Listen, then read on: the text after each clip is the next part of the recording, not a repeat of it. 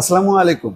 Israel, Iran বা যুক্তরাষ্ট্রের এই ত্রিমুখী যুদ্ধে সবচেয়ে বড় নায়ক হচ্ছেন আয়াতুল্লাহ আলী খামেনি।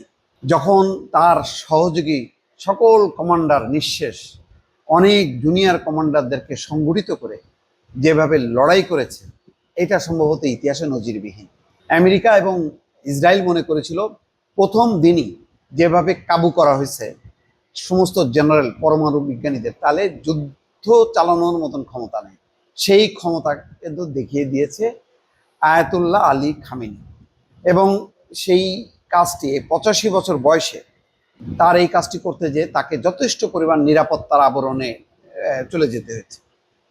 আমেরিকা বা ডোনাল্ড ট্রাম্প বলছিল যে আমরা জানি খমেনি কোথায় আছে, কিন্তু আমরা তাকে এখন শেষ করব না। তার মানে একটা আওয়াজ দিছে মনোবল ভাঙার জন্য। ইসরায়েল বলছে যে আমেরিকা অনুমোদন দেয়নি বলে আমরা প্রথম দফায় তাকে হত্যা করিনি। পরেও বলেছে যে আমরা ইচ্ছে করলে পারি, কিন্তু করছি না, ন্যূনতম একটা মানে যে পরিস্থিতিটা বজায় রাখছি।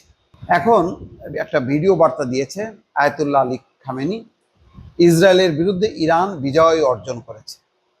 ইরানের রাজপথ, তেহরানের রাজপথ প্রকম্পিত হয়েছে বিজয় উল্লাসে।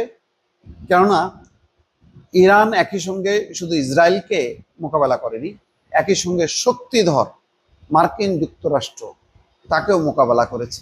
কূটনৈতিক যুদ্ধ হোক, চাপে হোক, যেভাবেই হোক না কেন, ডোনাল্ড ট্রাম্প খুব দ্রুতই বুঝতে পেরেছে যে না, ইরানকে শেষ করা যাবে না। ইরান শত বছর, হাজার বছর ধরে লড়াই করে যাবে, কিন্তু ইরান মাথা নত করবে না। ফলে দ্রুতই উপলব্ধি এসছে ডোনাল্ড ট্রাম্প এবং যুদ্ধবিরতির ঘোষণা করে সেই জায়গা থেকে বের হয়ে এসছে এবং ইসরায়েলকেও বলেছে যে তোমরাও যুদ্ধ বন্ধ করো। এখন ইরানের সর্বোচ্চ যে নেতা, ধর্মীয় নেতা আয়াতুল্লাহ আলী খামেনি ইসরায়েলের সঙ্গে তার দেশের সংঘাত শুরুর পর তৃতীয়বারের মতো বার্তা দিলেন। সামাজিক যোগাযোগ মাধ্যম এক্সে দেওয়া আজকের বার্তায় তিনি বলছেন যে ইসলামী প্রজাতন্ত্রের আঘাতে জায়নিস্ট শাসন ব্যবস্থা তাদের দাবি এবং অহংকারের সাথে প্রায় চূর্ণ বিচূর্ণ হয়ে গেছে। ভ্রান্ত ইহুদিবাদী শাসনের বিরুদ্ধে বিজয়ের জন্য আমি অভিনন্দন জানাই, তিনি লিখছেন। এই বার্তা প্রকাশের কয়েক মিনিট আগে আয়াতুল্লাহ খামেনি সামাজিক যোগাযোগ মাধ্যম এক্সে ইসরায়েলের বিরুদ্ধে বিজয়ের জন্য জনগণকেও অভিনন্দন জানিয়েছেন।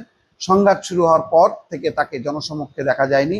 আজ খামেনি সামাজিক যোগাযোগ মাধ্যম টেলিগ্রামেও তার অ্যাকাউন্টে ফরাসি ভাষায় একটি বার্তা পোস্ট করেছেন। তৃতীয়বারের মতো অভিনন্দন, ইরানি জাতির ঐক্যের জন্য অভিনন্দন। প্রায় 9 কোটি মানুষের একটি জাতি সশস্ত্র বাহিনীর সমর্থনে কাঁধে কাঁধ মিলিয়ে ঐক্যবদ্ধভাবে দাঁড়িয়েছিল।